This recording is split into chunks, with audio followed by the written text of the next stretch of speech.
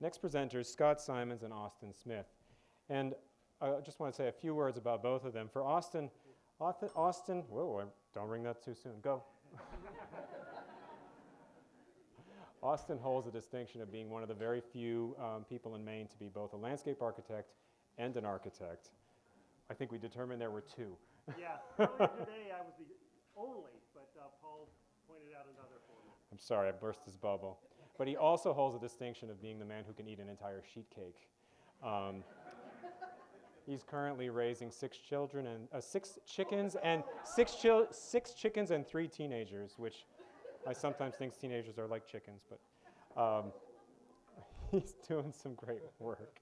And for Scott Simons, Scott is a master of Tai Chi, which is, I think, one of the things that really explains a lot about him. I think he's mastered every pose, and I think he brings that sort of sense of almost spiritual listening to his work, and I'm a huge fan of Scott's work, and I think, just look at the library. I mean, it's an amazing project and just such an asset for the city. Scott is also the proud owner of one of the last complete sets of green templates that architects use, and he still draws with pencils. So with that, I'd like to introduce Austin Smith and Scott Simons.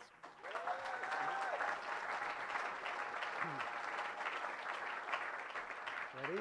Yeah. Okay. Actually, the last time we were here is when we presented for the library, when it was just a rendering. So we're going to present a rendering of a project that we've been working on for a year and a half, which is the Casco Bay Ferry Terminal addition and renovation. Go. Okay, this is a story about a boat ride out to the islands and how over time the ferry terminal has come to be an impediment to the magic of that experience. This is the ferry terminal from the air, and it was built 25 years ago when the ridership was about 350,000 people a year, projected to be 500,000. Well, it's over 1 million now. And when you do go ride on the boats, you can see the routes there. It is still a magical experience. But the ferry terminal, over time, has gotten in the way of that experience. So we were asked to renovate, figure out what to do with this terminal, how to fix it up and make it ready for the 21st century. This is an existing floor plan of the facility, and I should note it was originally designed by SMRT. The building has worked really well for the last 25 years.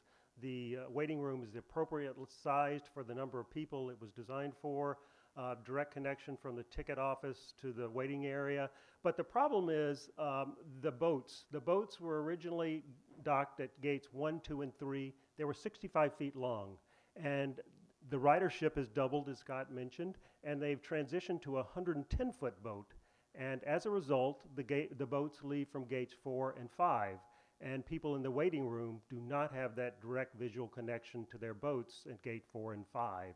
And so that's a problem. And as a result, people don't use the waiting room. It's undersized, and they wait outside in terrible weather just to have that strong visual connection to gate 4 and 5. And it's understandable. You want to see the boat when it's boarding and so forth. There are other issues with the sites. During the height of the summer when boats unload, the site is a free-for-all. And there are also issues with the first-time visitor. There's no discernible front door. Wayfinding is an issue. General clutter and so forth. And this is an example of people who prefer to wait outside rather than use the waiting room because of the direct connection to gates 4 and 5.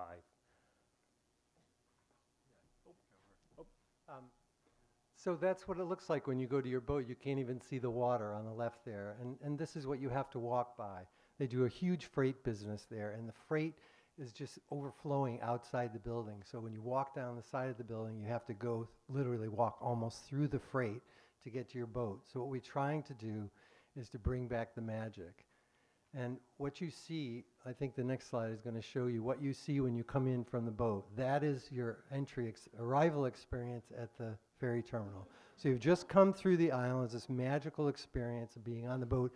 Winter, spring, summer, fall, it is a fantastic experience. I encourage you to do the mail boat ride at 6 in the morning.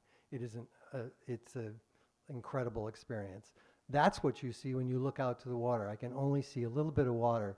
But on the left, right in front of the gate 5, is the dumpster enclosure. So there are 2 dumpsters in there, and they had to be there. They couldn't move them. And the porta potties and the bottles of gas and everything. And so what we tried to do is think about this site, how to reorganize it. We didn't have any more space. We were stuck between the wailing wall and the where the ferry boats are, and to try and somehow clear this out so we could have that experience again. This is a quick slide of the marine improvements. A full third of our resources went to replacing pilings, pontoons, transfer bridges, and so forth. But this is also a diagram, one of our early diagrams. We struggled with site circulation.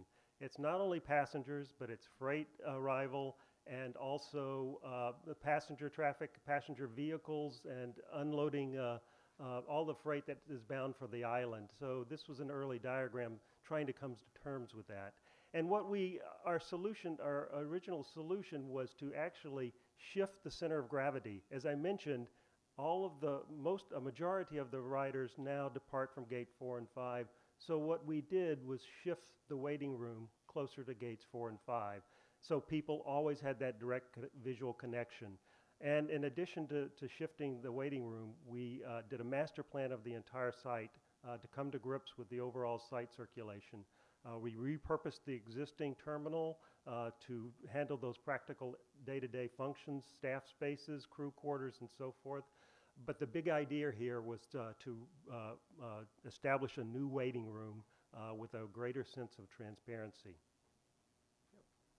And so these are some early studies where we studied the idea of the structure of mass, so it would look like boats when you came in.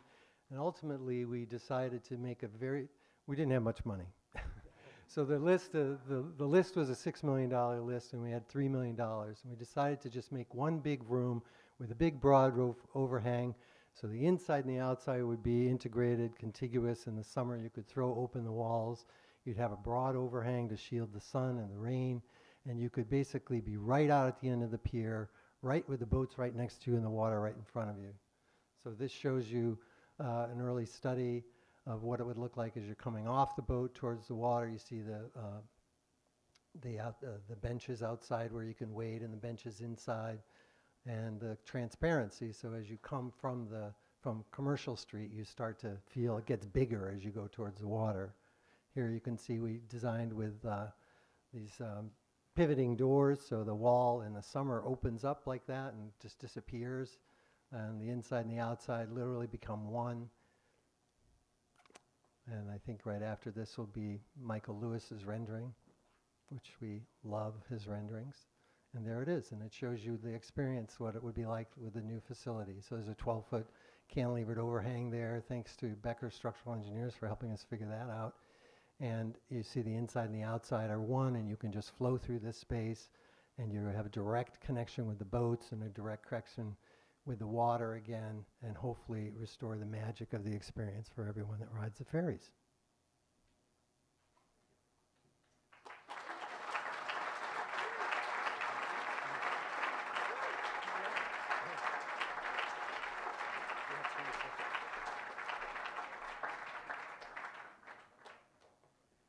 Thanks so much. That was great. Again, I think getting the most out of the dollar is really one of your great skills. I think that's going to be beautiful and another great addition to Portland. So I look forward to seeing the water.